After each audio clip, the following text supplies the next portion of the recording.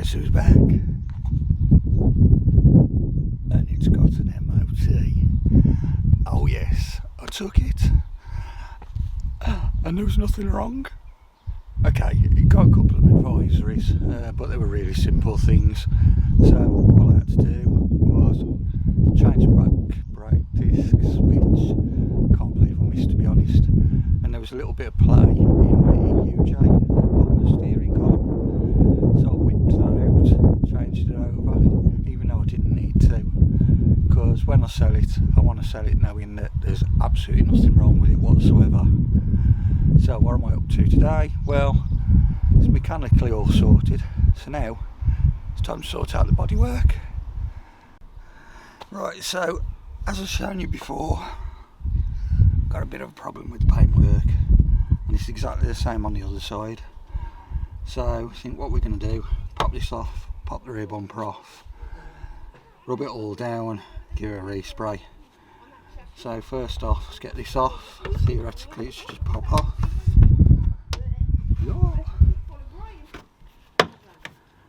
Yeah, that's one off. Yeah.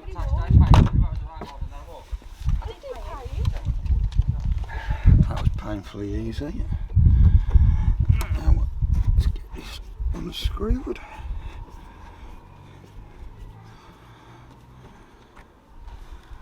Right, according to my mechanic friend, should be, yeah, there is.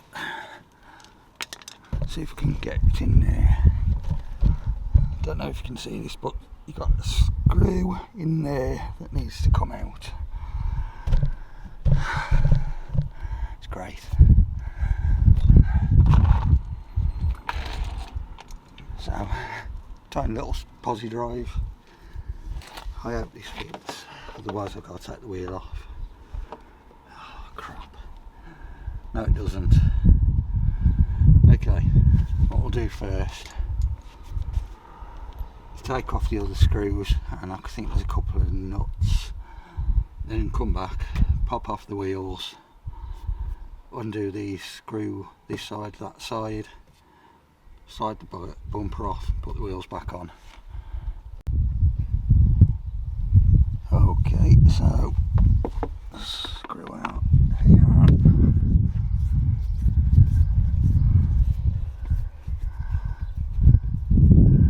Like so. And same this side.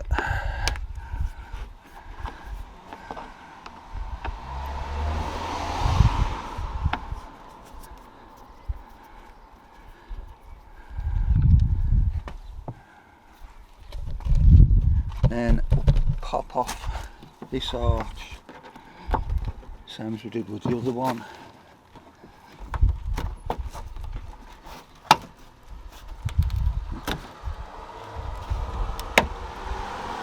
Yeah. Plenty of dirt behind there. That's that off.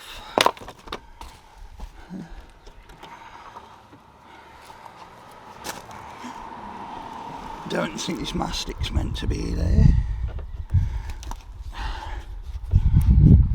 but screw off.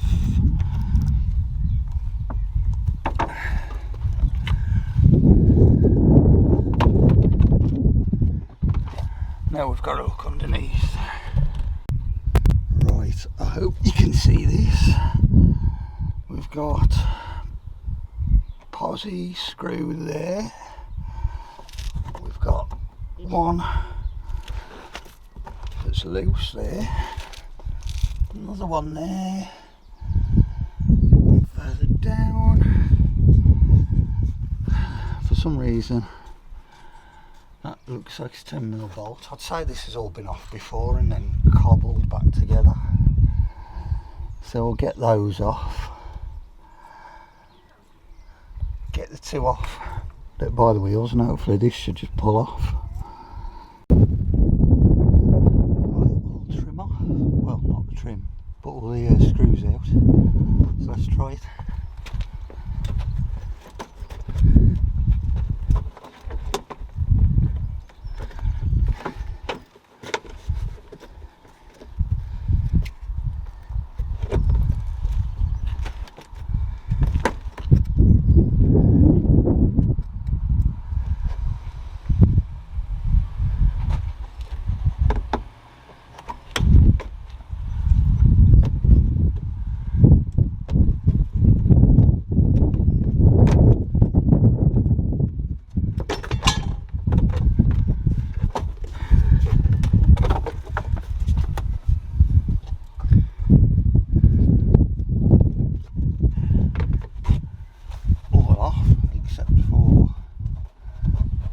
seams on fitting under here.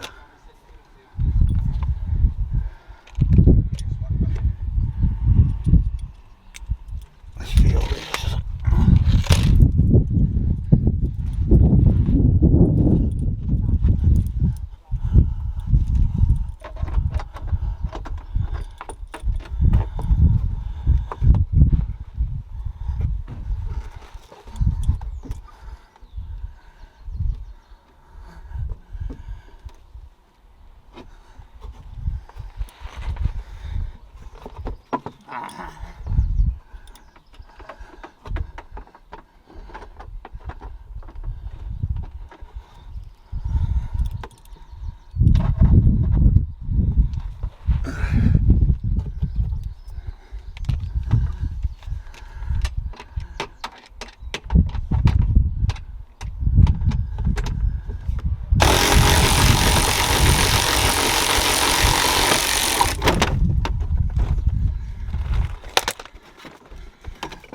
How not to take a rear bumper off.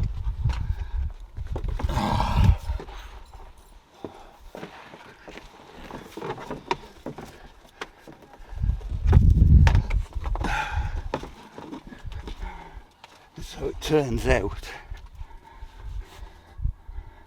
that bracket there's got an 8mm headed bolt in it, which obviously, I'll do this.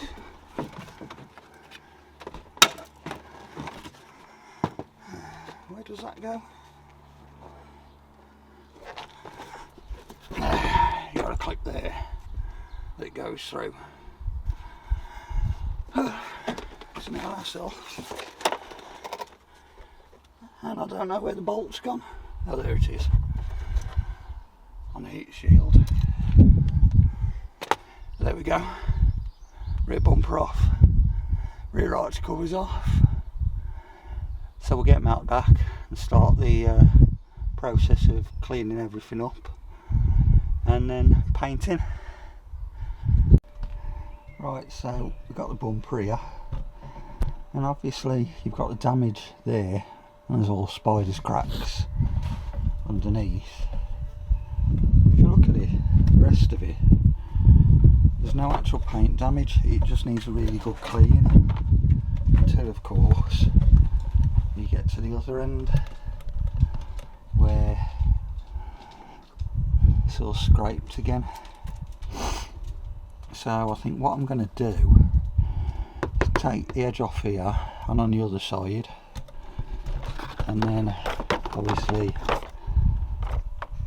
this piece and this piece, I'll rub them right down. Then we'll do standard repainting procedure. Excuse my sniffing, hay fever's killing me. But yeah, we'll get a sanding block, take all of this right back, all the damaged paint, 2K primer, then we'll do the base coat, then 2K lacquer, should have it looking nice and new again. So I need to blow my nose and then we get cracking.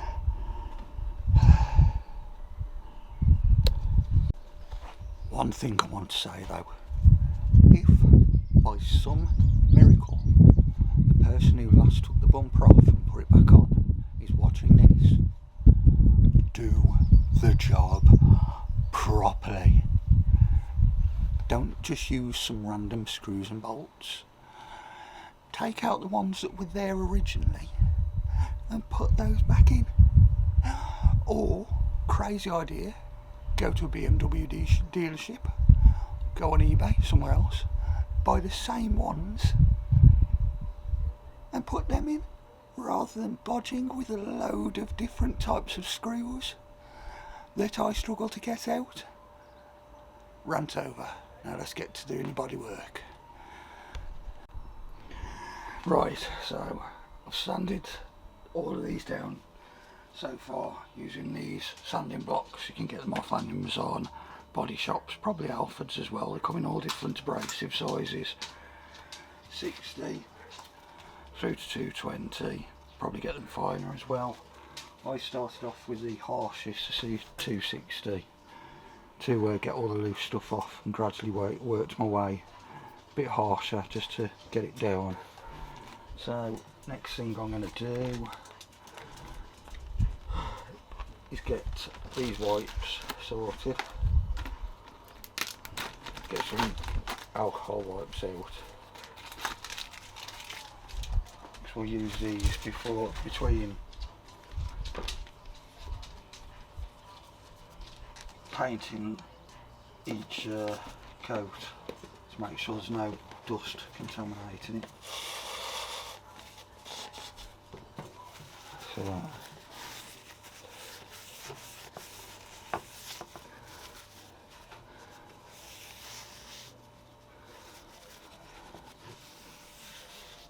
you can see I've had to rub back that far that you can go into the original black plastic, which is what you see standard on minis without the colour coding.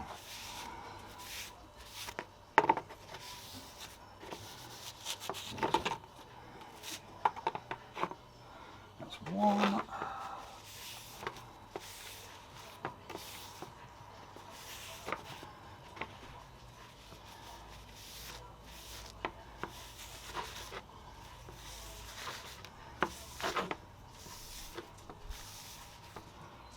Two.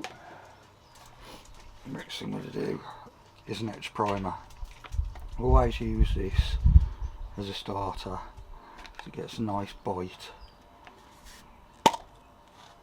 So put that in. I always use one of these as well. You can get these off Amazon. I'll leave a link for you. So you connect that on. If it will go on.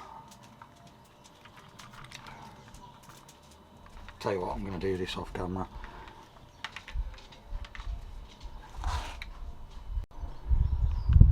Right, ta-da!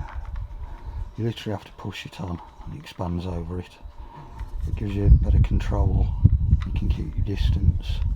So I'll put a link in the description for this. I've used this before on other stuff. It's really good. So get these ready for first dust coating. First coat I always do light, does a key coat.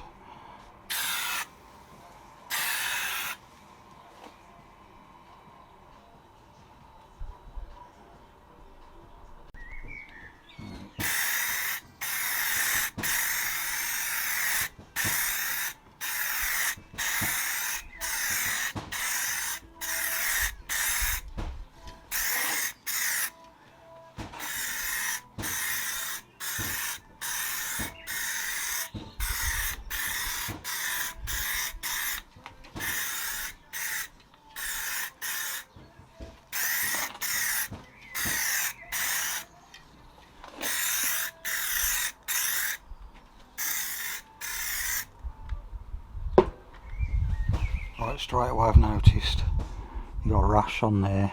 That's because the weather's too hot, so it's drying in the air. So give it 15 minutes.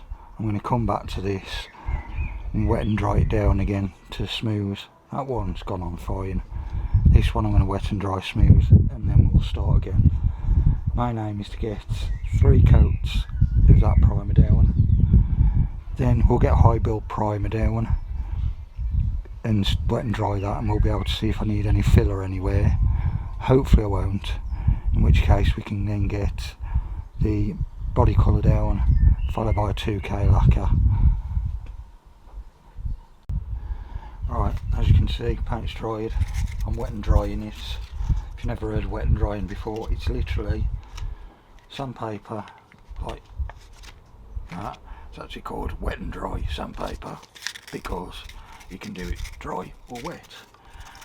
The reason we do it wet on here is because the water acts as a barrier, so you get a nice smooth carry over, and it literally just takes, in this case it was all the paint misted up as it landed, but this is taking it all back down again, so it's nice and thin. So wait for this to dry out, mop it down with cloth, and then we'll go again with the primer.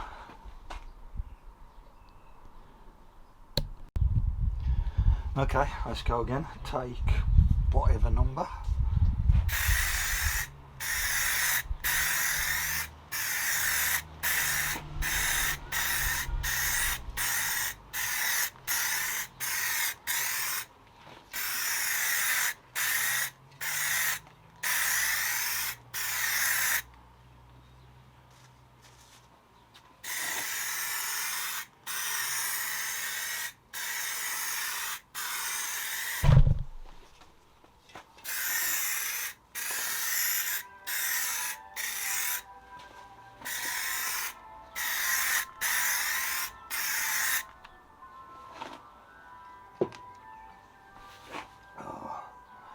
Right, we'll give it one more coat with this one in 15 minutes time. We may need some filler, although the high build primer could do it. We'll have to wait and see. Okay, so got the primer laid down. So final panel wipe over it. Make sure it's nice and clean.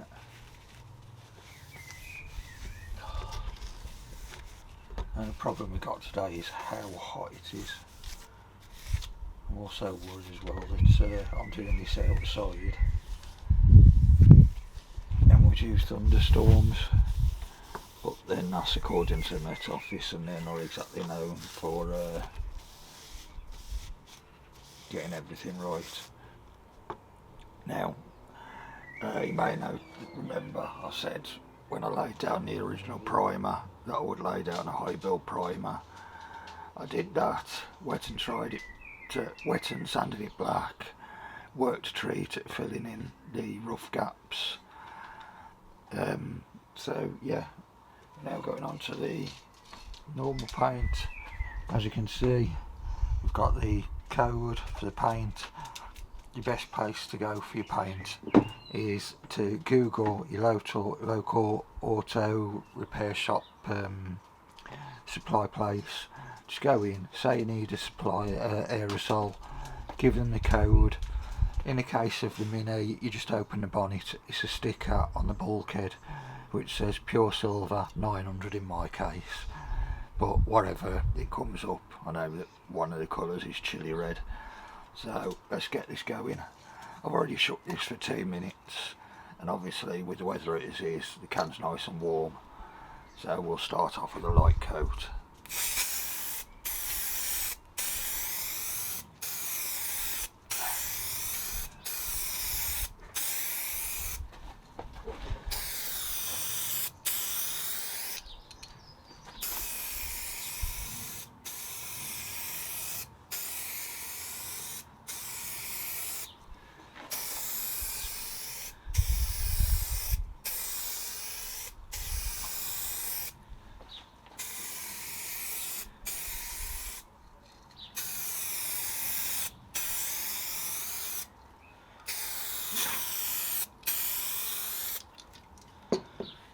Right, so first coat, not perfect, it's just a dust spraying, but it gives you the colour. Wait for that to dry 15 minutes, come back, we'll gradually build up the layers, do 3 layers in total, 15 minutes drying between each, and then we'll start building up the clear coat. Right, now on to coat 2 before it chucks it down.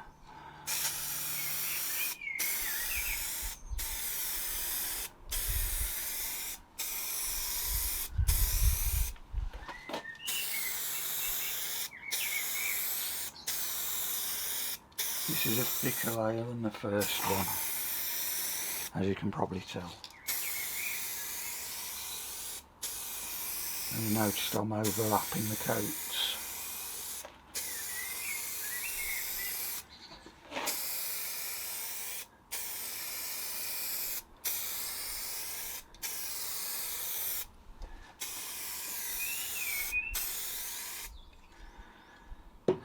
Right, 15 minutes again, leave it to go, then we'll do a final coat, we'll leave that 15 minutes, then we'll do wet and dry, then we'll do a clear coat.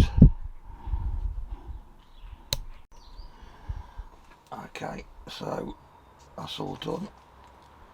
Time to get some wet and dry. I've got 2000 grit, which is one of the finest you can get, because I literally just want to make sure the edges are nice and, well, the surface is nice and smooth before we put a clear coat on. So literally just go over that and you'll be able to feel how smooth it gets. That feels like glass there. Because all you're doing here is taking out off any misting that might be sitting at the top from spraying in the heat.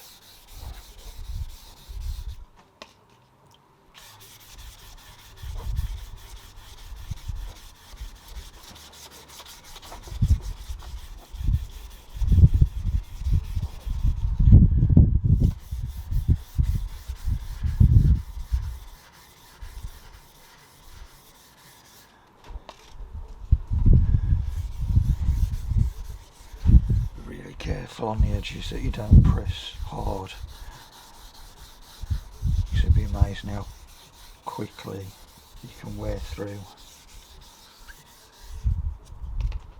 But you can just feel by running across there how smooth it is, and you can see where it's took the very fine surface bits off. You can see where it's running there. So I'll do this with this one, then we'll wait for it to dry. Shouldn't take long in this weather, he says, even though keep getting thunder and a bit of rain trying to kick in.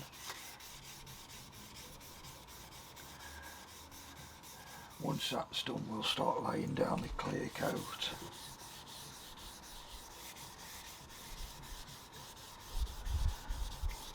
Once that's done, we'll be ready to get back on the car. As you can see, I'm doing exactly the same on this one.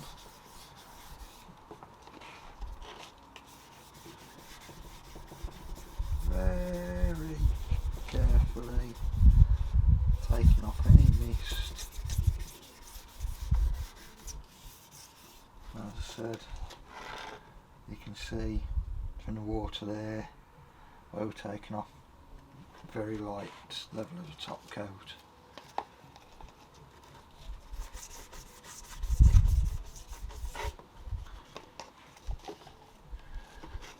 So again, leave that to dry.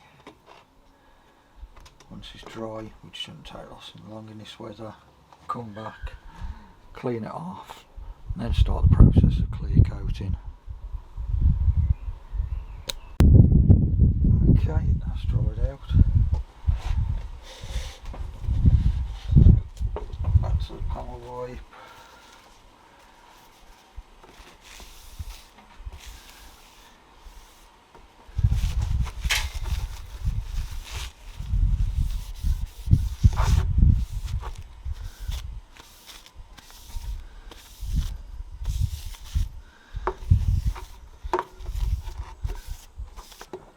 Make sure you get it nice and clean.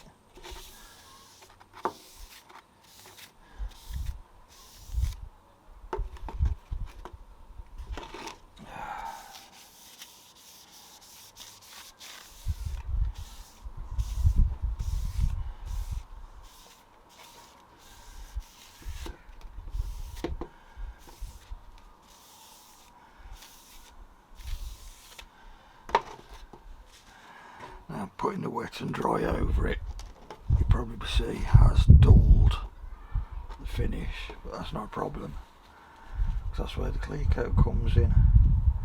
So I just need to grab that, give it 2 minutes shake, and then we'll lay the first coat down. Okay, this is the lacquer we're using. Now when you're using this, you are going to need a face mask, because as you'll see there, Focus. It's a 2K lacquer.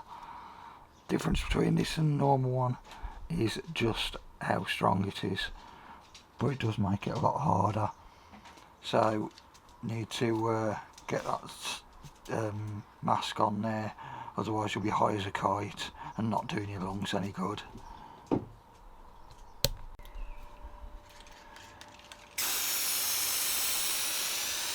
As I say, this first coat is more of a mist coat. I think there's a key for the next coat.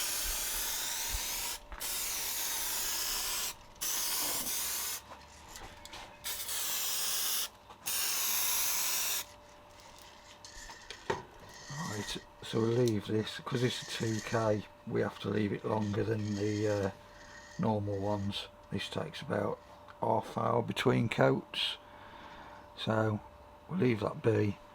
We'll do 2 more coats, then we'll wet and dry it down, and then give it 24 hours, and then we'll buff it up. Okay, I've got to admit something. You're probably looking now thinking, well, hold on, in the last section he was just saying he's got to cut it back, and I'm not. That's because I was filming doing that and didn't notice that the battery was dead on the camera. So here's the next best thing. There it is on the car. Slightly different colour, but obviously that's because of the age. I mean, the car's from 2003. Let's see if we can get up close, if you can get the shine. Trouble is, in this sunlight you can't really see it, but believe it or not, it has got a nice gloss to it. Trying to think, no, can you see it? Yes, there, get reflection of my hand to prove it. I have still got the rest of the arch. It's kind of done, it's waiting on the floor over here. Did exactly the same process. There you go. So that's just got to go on, but I've got to find a replacement clip to go in there. That's done. It's all great fun. And then I've already had a few offers on the car, but I've promised before I do that I'm just going to get the headlights done, which, yeah, I'm creating a bit of work for myself, but I want to know that when I sell it, they're not going to come back to me and moan about anything. And obviously headlights, they're pretty important at night, so for the time it's going to take me just to polish them back and making them look good, I don't mind it. So we'll leave it for now. I'll be back soon. Next video will either be the headlights on the Mini or the Audi S4, getting that up and running. So hopefully you've enjoyed what you've watched. I'm sorry I ballsed up by letting the battery run down the camera without realising. If you give me a thumbs up, subscribe, and you'll get to see the rest of the Mini before it says goodbye and goes to a new owner. And then the complete strip down of the Audi, including the V8 engine coming out, being completely rebuilt. Plan is to get that back to factory condition as it would have come off the production line, and taking that out for a spin, and then debating whether to keep it and sell the Alpha or sell it. Wait and see. See you next time anyway. Thanks. Bye.